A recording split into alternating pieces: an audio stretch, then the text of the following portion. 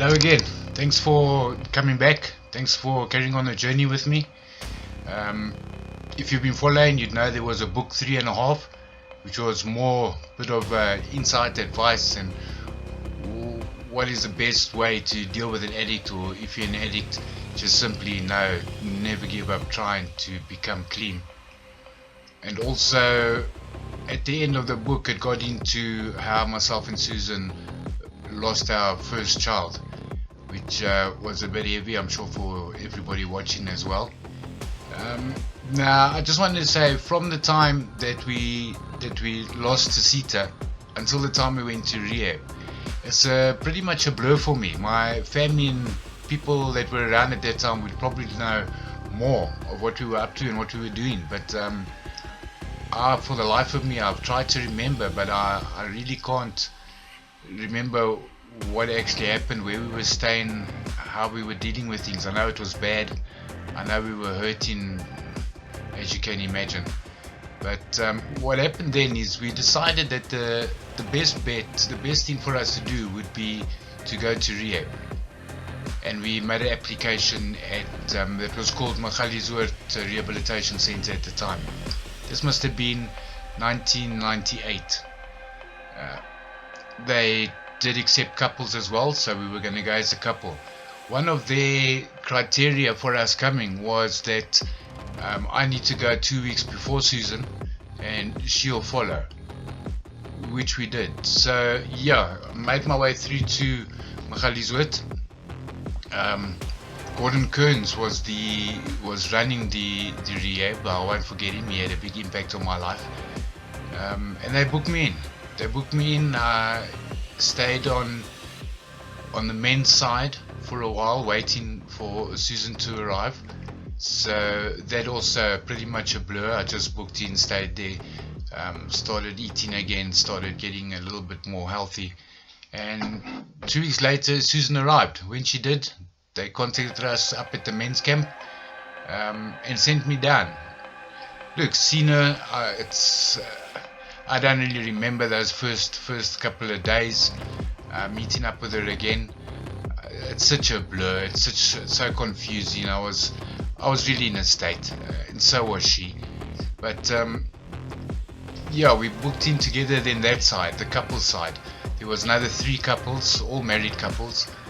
It was only married couples that were allowed on that side. That side was actually the women's camp. So it was 3 married couples plus ourselves, and then a camp with just women. Most of them prescription drug addicts and alcoholics. So yeah, they booked us in. Our stay at Magalieshoort was, if I say to you that it was probably the best time I've had for years, compared to the drug use and the way that we were carrying on. The stay at Magalieshoort opened my eyes to a piece that I had forgotten. I made a good friend there. His name was John. A good friend. We used to play chess every morning. We used to play chess throughout the day. Susan made a couple of friends. She worked in the kitchen, so I got treated better, I would think, than most people. I mean, she'd dish up my food, come get me when the table was set. Things like that, small things like that. But the problem in Magalieshoort was that there were so many women, so little men in the camp that I was at, and this caused unnecessary and extremely violent altercations with Susan and a lot of the patients there. Susan wasn't one to back down from a fight, unfortunately. So Susan was a very different type of woman, not the type of woman I had known before. She was, for example, she accused me of having an affair with one of the ladies there. Now, I'm not going to lie, at that stage I was a bit of a flirt. I don't think I would have ever done anything, but I was a flirt, and I used to flirt with the girls. I mean, I'm coming clean, I'm feeling confident. The camp is just full of women women that are showing you attention because there's no other men. So yeah, I was a bit of a flirt, and Susan found out about this. Susan took a broomstick and walked through the hostel that we were staying in and broke every single window in our room. You're talking more than 10 windows, under 20, but more than 10 windows. She walked through and she pushed that broomstick through every window. You know, that's the type of girl that she was. She had an altercation later on with the same girl, because she believed that this girl was wearing a pair of jeans of mine. It wasn't so. But also extremely violent. She actually just about broke the girl's nose in the bathroom. They had to get the police out there that day. It was a terrible altercation. But the stay all together with us being there and being clean and starting to think normally and clearly again, it was remarkable, and I absolutely loved it. John, what a good friend he became. You know, he really became a good friend. We stayed in contact for a couple of years and then fell out of contact. But what a good friend. We thought alike. A lot of things in our lives was the same. It was a good match as a friendship. It was not short-term treatment like I had done previously, 28 days or a week or outpatient therapy. It was none of that. This was long-term treatment. So this was a 6-month stay at Magalieswoord, which I totally enjoyed. We had therapy, we had classes.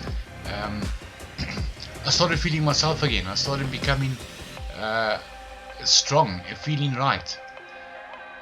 John left about a week before we did. John and his wife Margaret, they left about a week before we did.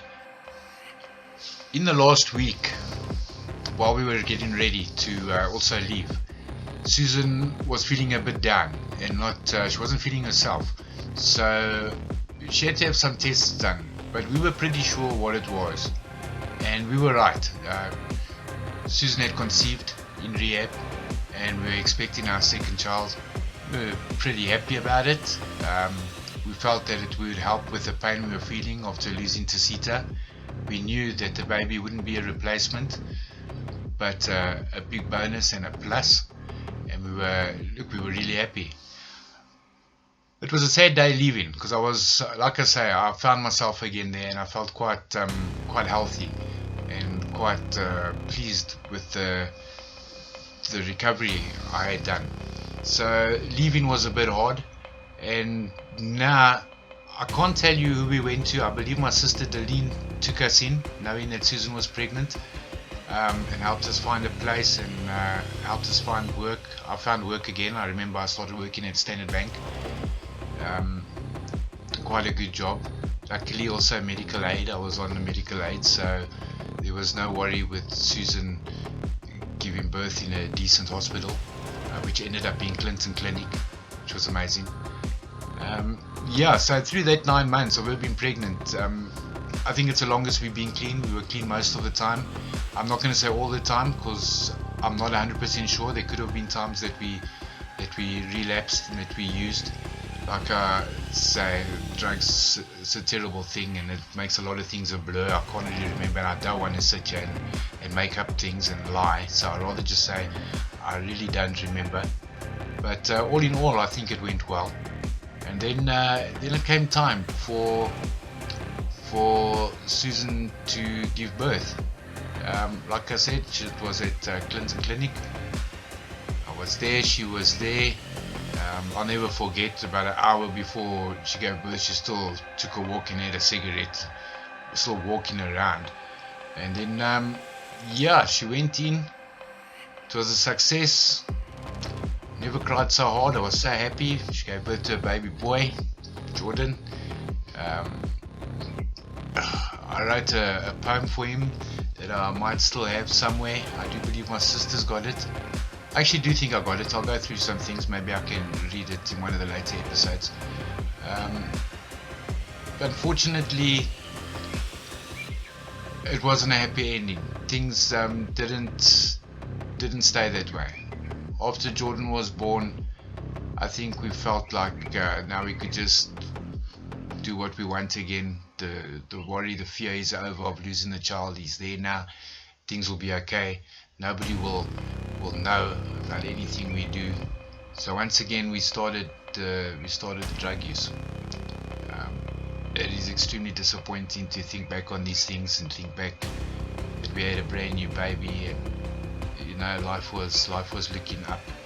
It was our chance to make things right and become proper members of society, and yet we ended up throwing it away. It really does. It hurts a lot to know that I've done that, and I can imagine the disappointment from my family, especially that a baby was involved. I can imagine the disappointment from my mother and my father and my brother and my sisters. For me to have done it, for me to have gone back to that way of life when now I had experienced it already. I knew how hard and how horrible it was. Yet this drug that called to me, that whispered to me at night that nobody will know, just once, keep it on the down low, people won't know about it, just don't get carried away. For me to think that I could get away with that and to think that it was okay when I was supposed to be a man now looking after a family, and yet I blew it up. I never done what I was supposed to do. I was an absolute failure at it. An absolute failure. It breaks my heart today to think of that. As I sit here now making this video, I'm married 12 years with 2 boys. I'm so blessed. But the amount of things that I've done in the past to get to this place in my life wasn't even worth it. The amount of people I hurt, the damage that I caused. The drug had such a hold on me and my life that nothing else mattered. I fooled people throughout the pregnancy. If I look back now, it's that I fooled them, probably knowing that I would always go back to it. I don't know, because why did I go back to it? I can't answer that. You'll see in a lot of these episodes, you're going to hear those words come out of my mouth, that I don't know. Why I went back to drugs, I don't know. Why I started it in the first place, I don't know. How did I come clean? I don't know. If there's addicts out there watching this, I won't be able to tell you how to come clean. I don't have the steps for you to follow to come clean. All I know is there's something bigger than all of us, and it is possible. If you hang in there and you push forward and you want it, it will happen. It might not happen instantly. It took me 20 years, but it will happen. Just don't ever give up. Don't ever give up. Don't ever end your life. Hold on to what you've got. Hold on to life. You might own nothing, you might be living on the street, but hold on to your life. It's worth it in the end. Things change, things happen. Alright, I don't want this to get too dark and too morbid at the end of this video now. I'll leave the rest for the next video. We'll see how far we get with that, where we get. There's still so much to tell. You must know we're only now in 1999. We're going right up to 2012. We'll go a little bit further than that so I can introduce you into my new family. But yeah, stay tuned, keep watching, subscribe. I've got a lot to tell. At times it might be a little bit boring, but I'm going to try to do my best to keep you entertained, to keep giving you insight into the messed up mind of an addict, and keep you remembering that all things are possible. There's that verse, all things are possible through him. When I'm weak, he's strong. Let's remember that. Anyway, thank you for coming to watch book 4. See you soon. Stay strong.